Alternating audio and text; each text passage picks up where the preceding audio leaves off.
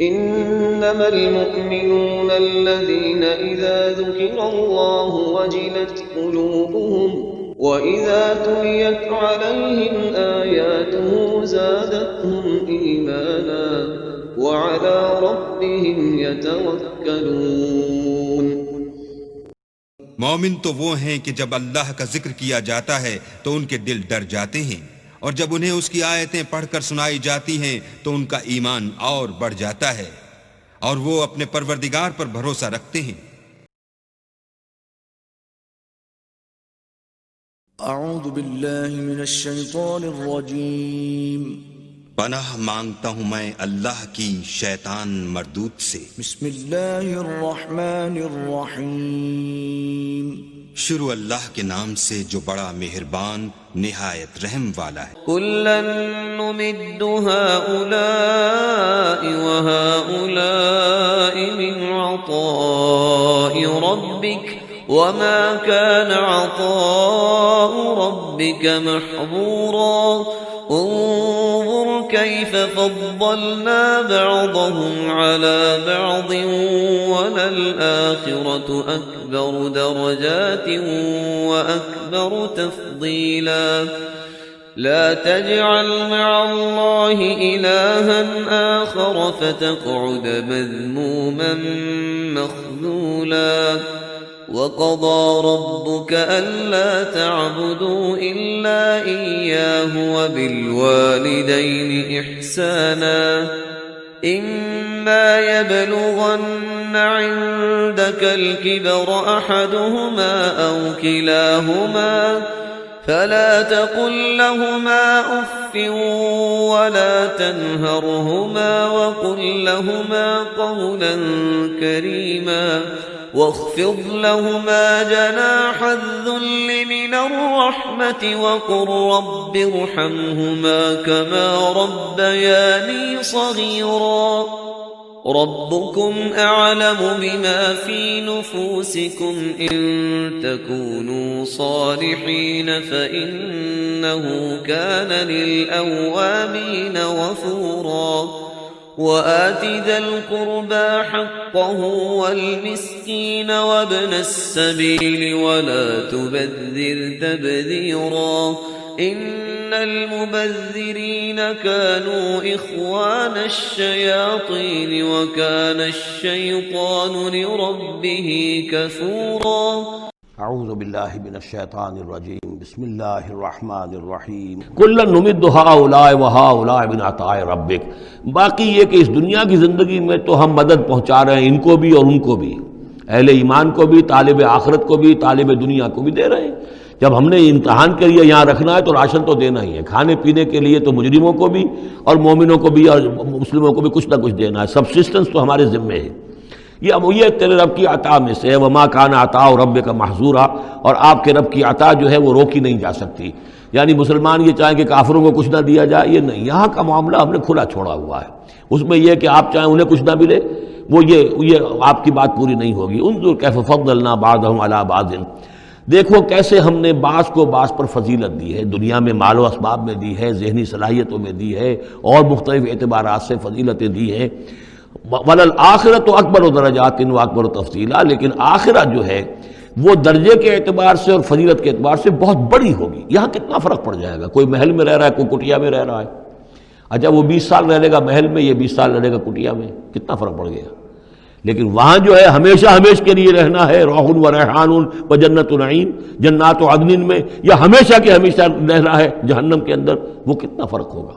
یہاں کا کیا فرق ہے؟ کچھ بھی نہیں، مرنا اسے بھی ہے اسے بھی ہے، چاہے اس کے لیے بڑے سے بڑے ڈاکٹر موجود ہیں اور یہ کہیں پہ جا کے علاج کرا لے، موت اس کو بھی آئے گی، موت اس کو بھی آ جائے گی۔ زیادہ یہ اسے حسرت رہے گی کہ میں علاج نہیں کرا سکا، بس اللہ خیر صلی اللہ، لیکن کیا سب جن کو جو علاج کرا سکتے ہیں ان سب کو شفا ہو جاتی؟ کتنے ہی ہیں لاکھوں روپیہ خرچ کر کے آتے ہیں، اس کے بعد بھی وہ شفا تو نہیں ہوتی۔ لا تجعل مع اللہ الہا آخر، اللہ کے ساتھ کسی اور کو الہ نہ بناؤ۔ فتقعدا، پھر تمہیں بیٹھ رہنا پڑے گا، مذموما مخذولا، مذمت زدہ ہو کر اور اللہ کی جناب سے بے توفیق بنا کر۔ اللہ تعالیٰ جو ہے خذلان الہی، مخذولا، بے یار و مددگار چھوڑ دے گا۔ پھر اس کے بعد یہ دو رکوع جو ہیں یہ بہت اہم ہیں، جیسا کہ میں نے عرض کیا تھا، یہ حضرت عبداللہ ابن عباس رضی اللہ تعالیٰ عنہما کے نزدیک یہ تورات کی تعلیم کا نچوڑ ہے، 10 commandments, the Quranic version of 10 commandments. تورات میں جو احکام عشرہ آئے تھے اس کا یہ قرآنک ورژن ہے جو یہاں پر آ رہا ہے۔ اس کا خلاصہ ہم پہلے پڑھ چکے ہیں سورہ انعام کے آخری حصے میں، یہاں ذرا وہی باتیں ہیں کہ ذرا تفصیل سے آئی ہیں۔ وَقَضَىٰ رَبُّكَ أَلَّا تَعْبُدُوا إِلَّا إِيَّاهُ، تیرے رب نے فیصلہ کر دیا ہے کہ نہیں پوجو گے سوائے اس کے کسی کو۔ وَبِالْوَالِدَيْنِ إِحْسَانًا، اور اللہ کے اور والدین کے ساتھ احسان، نیک سلوک۔ یہ چوتھا مقام آ گیا جہاں کہ اللہ، تیسرا مقام آیا ہے، چوتھا مقام سورہ لقمان میں آئے گا، اللہ کے حقوق کے فوراً بعد والدین کے حقوق۔ اما یبلغن عندک الکبر، اگر پہنچ ہی جائیں وہ دونوں بڑھاپے تک تمہارے پاس، احدہما، وہ اکیلے کوئی ایک ان میں سے، اور کلاہما، یا دونوں، یعنی والدین اس بڑھاپے کی اور ضعیفی کی عمر کو پہنچ گئے، یا والد فوت ہو گئے والدہ ضعیفی کی عمر کو پہنچ گئی، یا والدہ فوت ہو گئی والد ضعیفی کی عمر کو پہنچ گئے، یا دونوں کے دونوں ضعیفی کی عمر کو پہنچ گئے۔ اما یبلغن عندک الکبر احدہما او کلاہما فلا تقل لہما اف، تو انہیں اف تک مت کہو، جھڑکنا نہیں، ولا تنہرہما، ان کو جھڑکو مت، وقل لہما قولا کریما، ان سے بات کرو نرمی کے ساتھ، ادب کے ساتھ۔ کسی وقت ان کی بات ٹالنی بھی پڑ جاتی ہے، ابا جان یہ بات تو میں نہیں کر سکتا، میری مجبوری ہے، لیکن سختی کے ساتھ نہیں۔ ایسی بات نہ ہو کہ جس سے ان کا دل دکھے کہ آج یہ میرے سامنے سینہ تان کر بات کر رہا ہے، کل یہی تھا وہ جو چھوٹا چھوٹا سا لپٹتا تھا میری ٹانگوں میں آ کر، اور وہ یہی ہے جسے میں گود میں لیے پھرتا تھا، یہ دل دکھے نہ۔ وَاخْفِضْ لَهُمَا جَنَاحَ الذُّلِّ مِنَ الرَّحْمَةِ، یہ آ گیا جو میں نے کہا تھا، والدین کے لیے بھی اپنے بازوؤں کو، کندھوں کو عاجزی کے ساتھ ان کے سامنے جھکا کر رکھو، سینہ تان کر بات نہ ہو ان سے، بات جب بھی ہو معلوم ہو کہ جھکے ہوئے ہیں، ان کا ادب کر رہے ہیں۔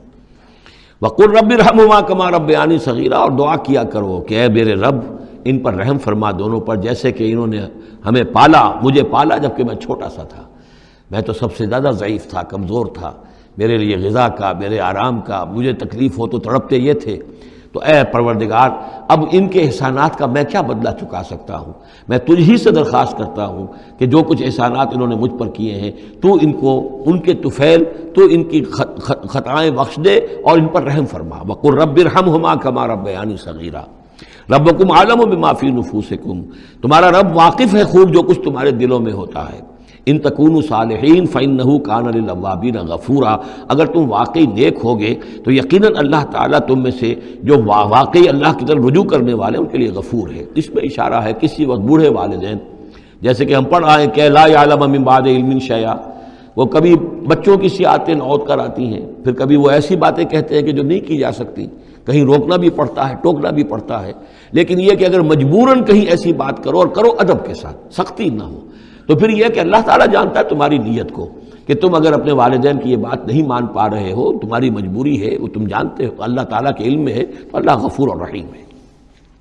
وَآتِ ذَا الْقُرْبَىٰ حَقَّهُ، اور قرابت داروں کو بھی ان کا حق ادا کرو، والمسکین، اور مسکین کو، وابن السبیل، اور مسافر کو، ولا تبذر تبذیرا، اور نام و نمود کے لیے اپنی دولت مت اڑاؤ۔ تبذیر جو ہے اسراف سے بہت بڑا جرم ہے۔ اسراف یہ ہے کہ ضرورت میں ضرورت سے زائد خرچ کیا جائے۔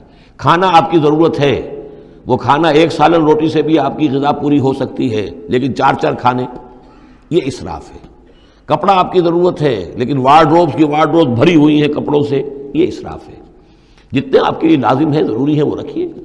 اور تبذیر یہ ہے کہ بلا ضرورت خرچ کرنا، صرف نام و نمود کے لیے، اپنی دولت کی نمائش کے لیے، شادیوں پر خرچ ہو رہا ہے اور کس قدر ہو رہا ہے، دھوم دھڑکا ہے، کوئی اس کی ضرورت نہیں ہے، یہ ہے تبذیر۔ ولا تبذر تبذیرا، اپنی دولت کو نام و نمود کے لیے مت اڑاؤ۔ ان المبذرین کانوا اخوان الشیاطین، یقیناً یہ مبذرین جو ہیں، یہ فضول خرچی کرنے والے، بیکار دولت اڑانے والے اپنی دولت کی نمائش کے لیے، یہ شیطانوں کے بھائی ہیں۔ یہ کیوں ہے؟